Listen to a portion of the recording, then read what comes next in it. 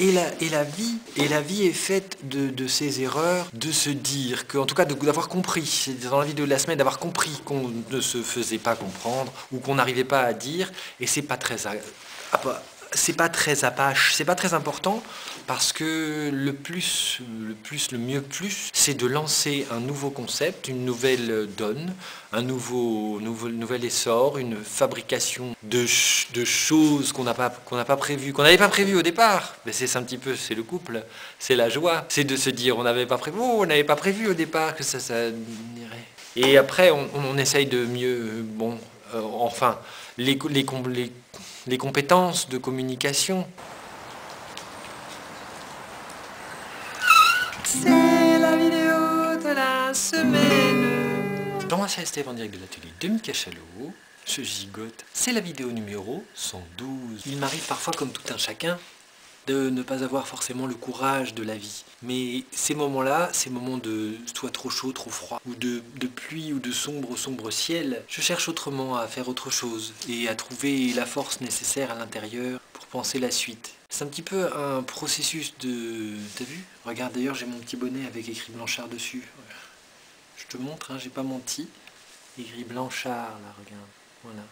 Parce que la vidéo de la semaine, ça a été un challenge en 2016 de prendre son courage à deux mains et à deux bras et de faire, après le stage de fabrication de têtes de marionnettes, que j'ai plus jamais fabriqué des têtes de marionnettes par la suite parce que j'ai pas le latex, j'ai pas l'atelier, j'ai pas tout, et surtout j'ai pas noté comment ça marche, même si je pense qu'il doit y avoir des vidéos ou des choses autour dessus. C'était Romain Duverne, c'était quand même le fils prodigue du mec qui a fabriqué les têtes des Guignols de l'info, et c'était quand même de la pointure qu'on avait. Il y avait Eric de Saria qui était un marionnettiste qui travaillait avec la compagnie Philippe Gentil. Il y avait Joe Smith, qui est extraordinaire, qui était la marionnettiste, qui était fait partie des premières de Charleville-Mézières, je crois que c'était la deuxième promo, un truc comme ça, et des années 80, incroyable, fille talentueuse, dingue, avec une imagination, avec surtout, quand tu as de l'imagination sur un objet, hop, elle te trouve une solution pour fabriquer, et ça c'est les marionnettistes, c'est les plus joyeux.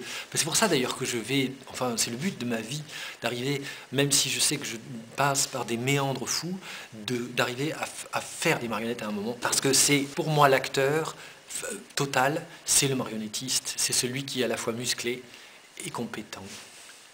Dans la vidéo précédente, nous parlions de mode, certainement, et de choses différentes et variées autour du travail. Et c'est ça qu'il faut faire le point pour arriver aujourd'hui à dire quelque chose de différent. Qu'est-ce que c'est beau, la lumière ici.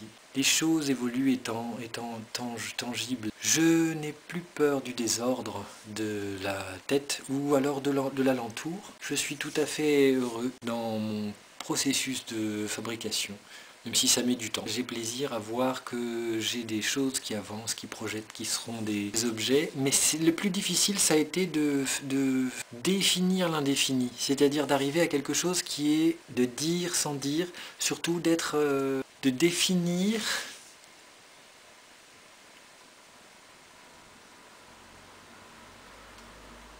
Qui passe. De définir quelque chose qui est de l'ordre de... C'était un peu embrasser tout, englober tout et arriver à trouver dans cet dans ce truc c'est le choix. C'était la terrorisation intérieure du choix.